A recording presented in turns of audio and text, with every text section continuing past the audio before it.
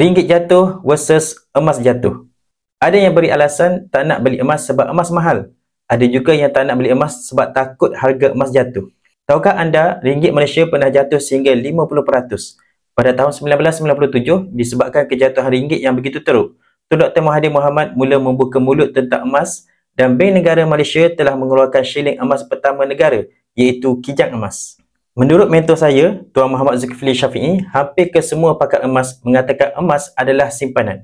Fungsi utamanya ialah sebagai penyelamat nilai, bukan pada pelaburan yang boleh berkembang nilainya. Emas boleh melindungi kekayaan kita daripada hilang disebabkan ketidaktentuan ekonomi dan politik. Ini kerana kuasa beli emas bersifat kekal, walau apa pun yang berlaku. Bila nilai duit Malaysia jatuh, tiada siapa yang ingin dapatkan duit kita, walaupun negara jiran. Tetapi, jika harga emas jatuh, demand iaitu permintaan emas semakin tinggi sebab nilainya tidak akan jatuh kosong. Dapat sesuatu? Follow saya untuk lebih lagi.